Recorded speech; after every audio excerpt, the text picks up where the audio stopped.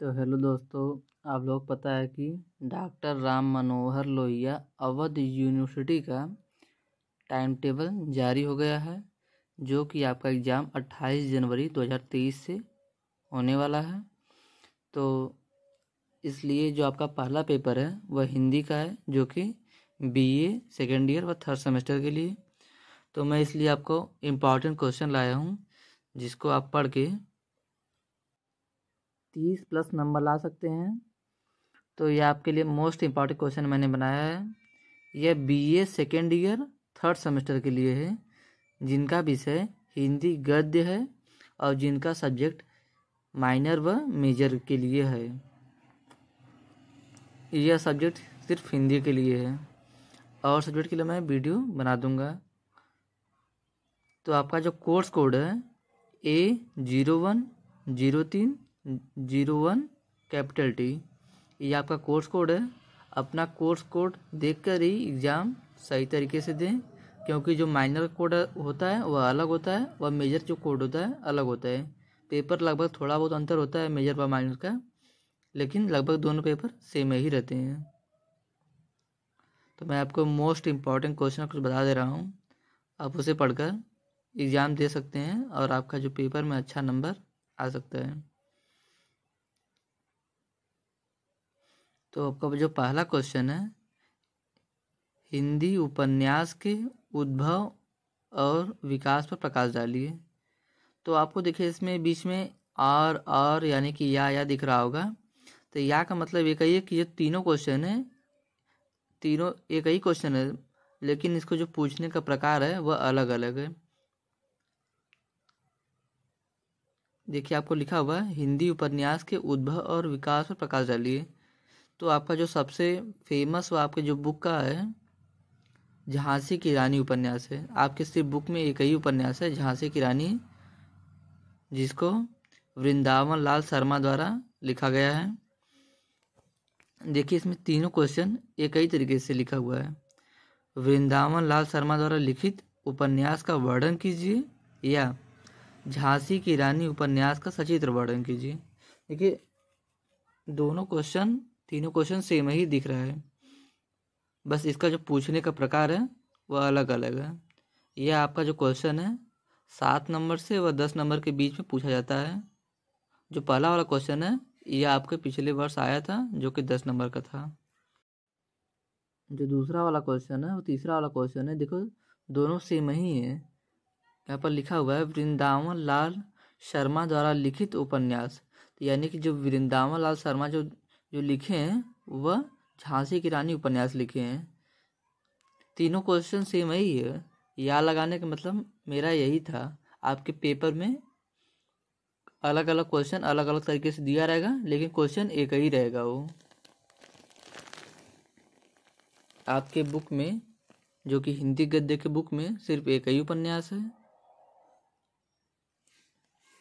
और आपको उसमें कुछ अलग अलग क्वेश्चन मिल जाएंगे। मैं थोड़ा आपको बता दे रहा हूँ।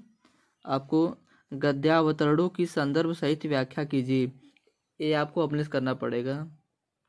उसमें आपको क्वेश्चन दिया रहेगा जो कि 7 नंबर का आएगा। संदर्भ व्याख्या कीजिए, आपको उसमें दिया रहेगा ये सब। मैं आपको थोड़ा आगे क्वेश्चन बता दे रहा हूँ जो इम्पोर्टेंट क्वेश्चन है। हिंदी कहानी के उद्भव और विकास पर संक्षिप्त निबंध लिखिए। ये जो आपका क्वेश्चन पूछा था 5 नंबर में पूछा था। कहानी के तत्वों के आधार पर वारिस की समीक्षा कीजिए। ये जो आपका क्वेश्चन है यह 10 नंबर में पूछा था। कहानीकार प्रेमचंद का परिचय दीजिए। इसमें आपका एक जीवन परिचय कोई ना कोई आएगा, या तो उनके साहित्यिक रचनाएं के बारे में आएगा या तो उनका जीवन परिचय आएगा, लेकिन एक क्वेश्चन कहानीकार से जरूर आएगा। प्रेमचंद के जीवन एवं सर्जनात्मक पर प्रकाश डालिए। जैनेन्द्र द्वारा लिखित पाजेब कहानी की व्याख्या कीजिए। पर्दा कहानी का मुख्य संदेश बताइए या मूल संदेश बताइए। तो ये आपका इम्पॉर्टेंट क्वेश्चन है। सभी क्वेश्चन सेम ही है, बस आपको थोड़ा इधर उधर घुमा दिया क्वेश्चन, ताकि आप लोग इसमें भटक जाएं। लेकिन आपको ऐसा नहीं करना है, आपको सिर्फ अपने क्वेश्चन पर ध्यान से पढ़ना है और उसका सही जवाब देना है।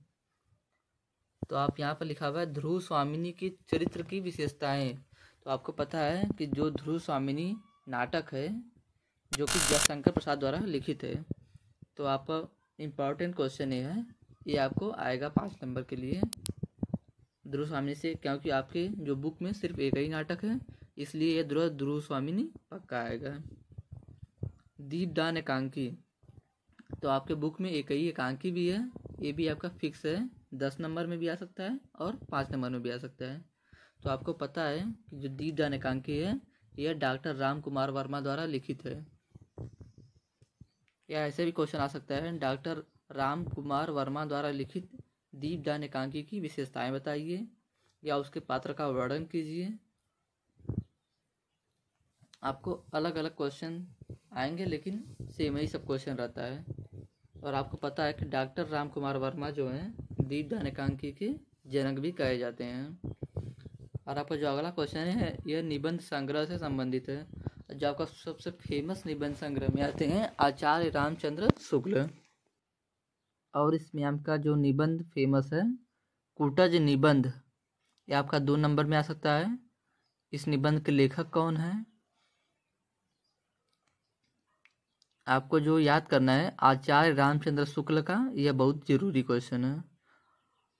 महादेवी वर्मा द्वारा लिखित रेखा चित्र, एक रेखा चित्र भी आएगा जो कि गिल्लू का सारांश के लिए आएगा या गिल्लू के बारे में पूरा विस्तार वर्णन के लिए आएगा। और इसमें महादेवी वर्मा का जीवन परिचय भी आ सकता है। तो आपको पता है गिल्लू कौन है, गिल्लू एक गिलहरी है जो कि महादेवी वर्मा के साथ रहता था। मैं आपको थोड़ा इंपॉर्टेंट क्वेश्चन बता दे रहा हूँ जो आपके 2 नंबर में आएगा। तो आपको ऐसा पूछ सकता है 2 कहानीकार के नाम लिखिए, 2 भारतेंदु युग के नाम लिखिए, उपन्यास और कहानी में क्या अंतर है।